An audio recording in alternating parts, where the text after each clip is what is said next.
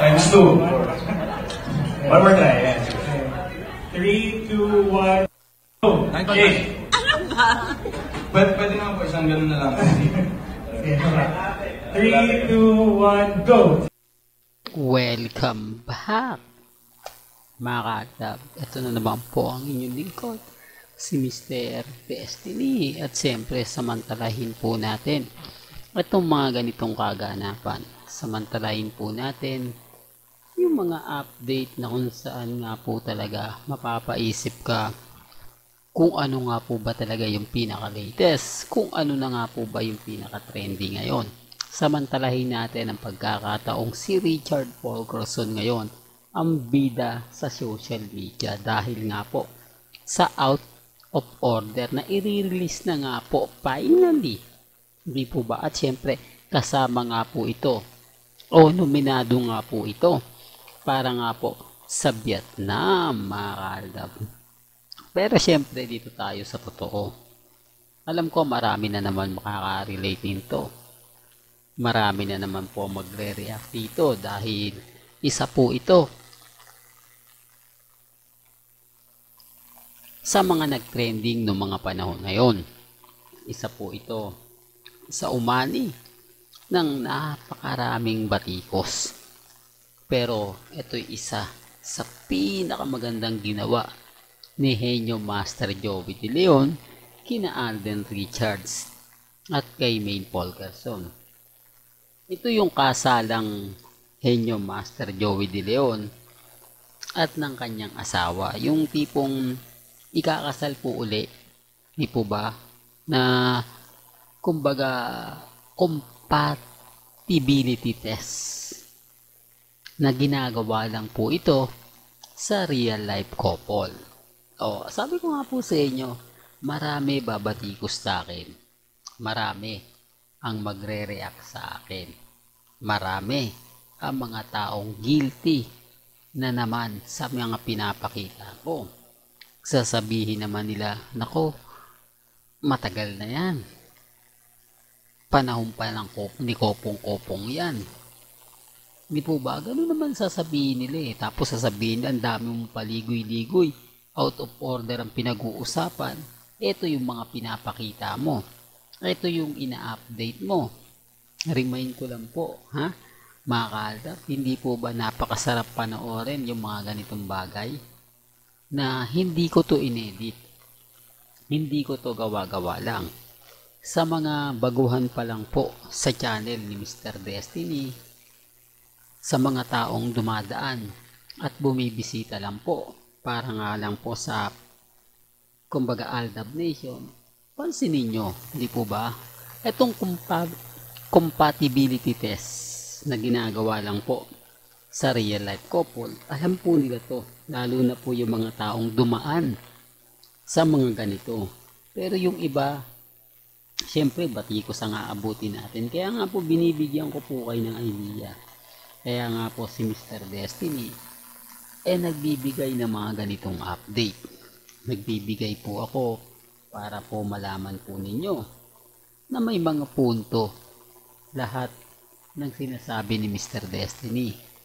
May mga update po tayo na kumbaga kung titignan mo at susuriin talagang 101%. Hindi po ba? Na nominado po tayo. Ang ibig kong sabihin nominado, pagdating po sa mga pagbibigay ng update, tayo po talaga yung pinupuntahan. Tayo po talaga ang binibisita. Bagamat maraming nagsasabi, nako, ang dami pong paligoy-ligoy Mr. Destiny. Bakit hindi pa direct to the point yung mga ginagawa mo at sinasabi? Ito yung natatawa naman po kasi kahit pa paano, ganyan na lang yung sinasabi ng iba.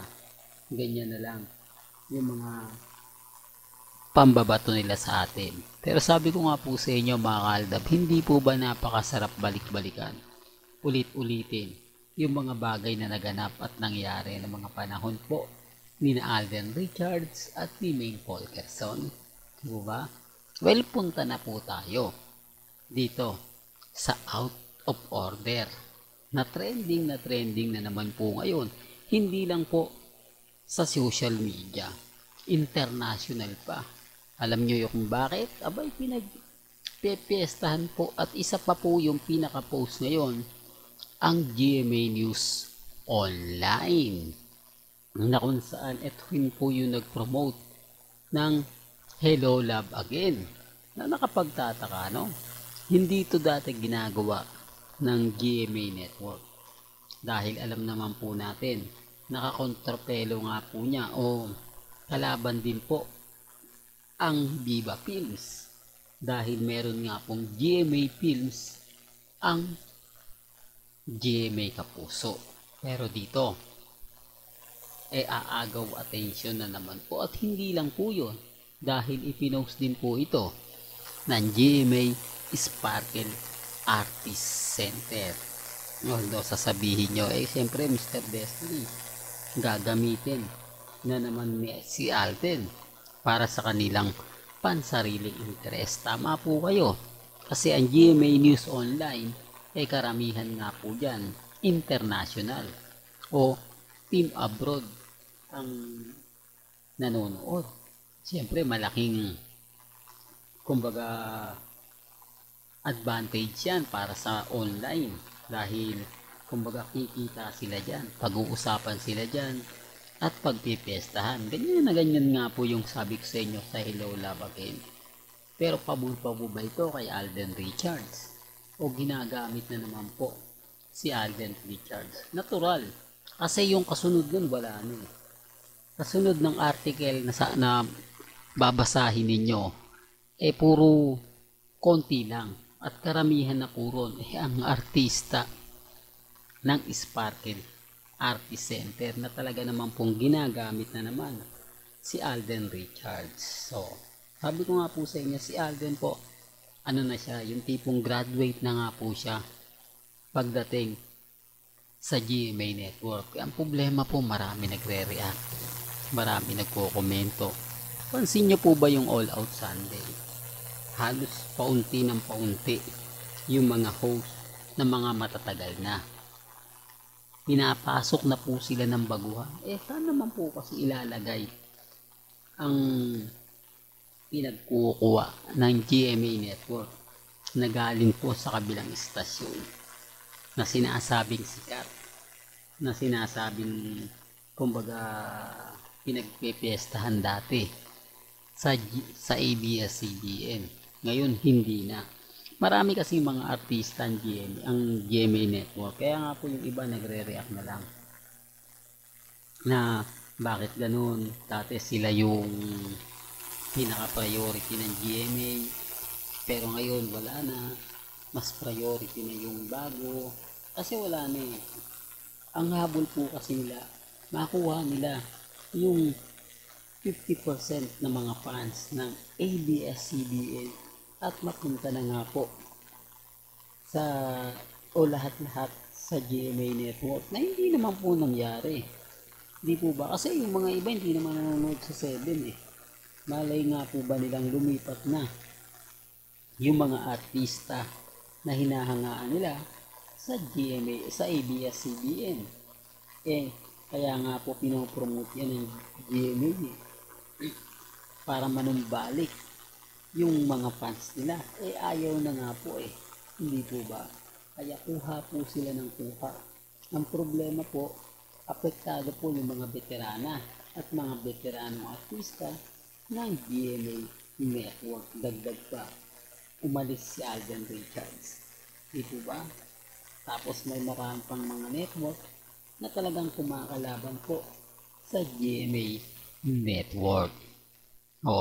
Sa mga nagre-react lagi sa akin na throwback yung pinapakita ko, magsasawa kayo. Kasi hindi po ako titigil at never po akong magpapaapekto. Lalo na po ngayon na nararamdaman po natin ang tamang panahon. Ba? Well, hanggang dito na lang po ang ating latest update. Kaya kung gusto nyo pa po ng pinaka-latest at sariwang update, abay tumutok lang po kayo dito po sa channel ni Mr. Destiny para updated po kayo sa mga bago at sa mga latest na i-upload po natin. maya-maya lang. Hanggang sa muli, salamat po sa panonood at pakikinig.